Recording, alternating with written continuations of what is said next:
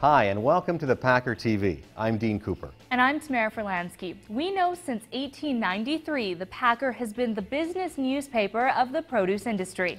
And now the Packer TV is bringing your headlines to life. Every Tuesday, we will have a new webcast featuring more of the in-depth produce industry news, education, and insight you need. So let's take a look at some of the stories coming up in this first episode.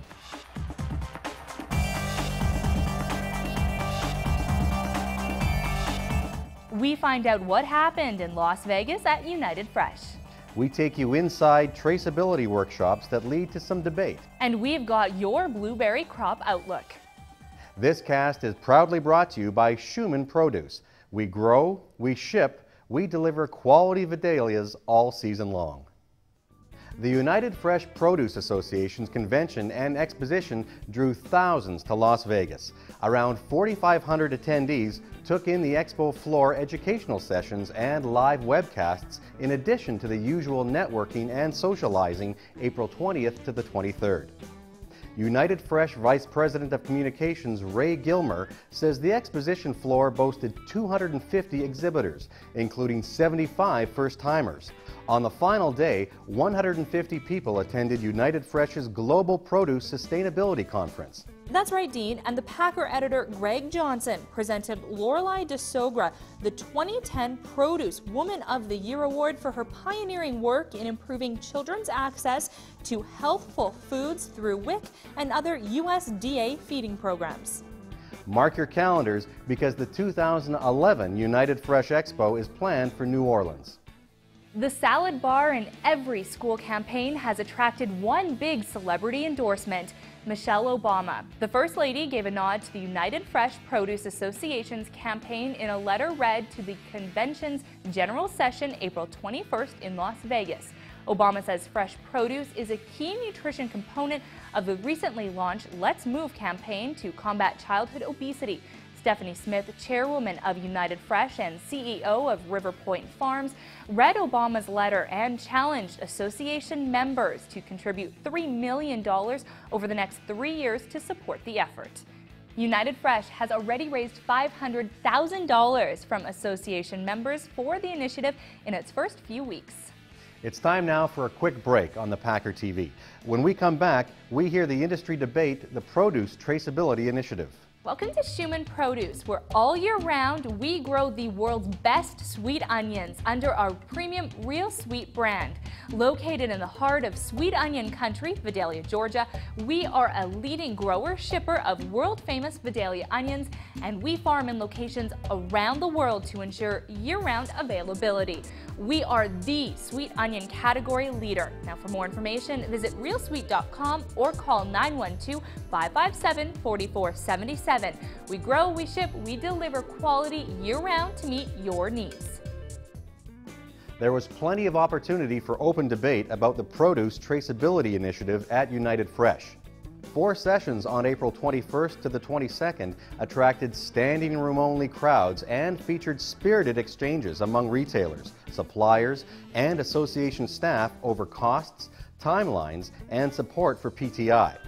California Citrus Mutual President Joel Nelson says there's confusion in the industry about PTI and a belief among some it's a one-size-fits-all solution that may not work for everybody. Meanwhile, Kroger's Phil Damerel says the retailer supports PTI and encourages suppliers to do what they can to meet the guidelines. United Fresh Vice President of Supply Chain Management Dan Bechet also weighed in on the topic, saying everyone agrees whole chain traceability is essential. Lori Koster, Vice President of Marketing and co-chairwoman of Mann Packing, was honored at the 2010 Women in Produce reception for her contributions in the produce industry. Heather Shavy, Assistant General Marketing Manager for Fresh Foods and Produce at Costco, who was recognized last year, praised Koster for her family ties to produce and extensive involvement in a variety of industry groups and causes. The Packer is a proud sponsor of the Women in Produce event, which began 17 years ago. Around 100 growers, shippers, importers, and marketers headed to Hermosillo in mid-April for West Mexico's Sonora Spring Grape Summit, which featured 2 days of field tours and meetings. In the middle of it all was the Packers' managing editor, Fred Wilkinson. Sonora Grape Growers Association Director Juan Labarin says 15 million cases will ship to the U.S. this season, with ample supplies for early summer promotions. Mexico Supreme Quality, also known as MCS, the produce certification agency within Mexico's Department of Agriculture, named Charlie's Produce, Sunfed, Moss Melons and Grapes, Spartan Foods, and SuperValue as Masters of MCS award winners for their commitment to marketing and promoting Mexican fruits and vegetables in the U.S. It looks to be a big year for blueberries as Florida expects to ship 16 million pounds to the fresh market, up from last season's 13 million. Meanwhile, Georgia and California expect record crops, and retailers should anticipate large volumes for Memorial Day and summertime promotions. Georgia forecasts 55 to 60 million pounds, up from 39 last year. About 56% of Georgia's volume, or around 22 million pounds, went to the fresh market in 2009, comparable to other years. Over in California, initial estimates call for up to 35 million pounds, all for the fresh market, up from 23 million a year ago. Finally, Michigan, which begins harvest in July, should produce volumes similar to last year when the state picked 100 million pounds, a little more than half of which shipped fresh. Earlier in the cast, we heard some of the concerns surrounding the Produce Traceability Initiative. It's time now we hear from the Packer editor Greg Johnson with his commentary in this opinion segment.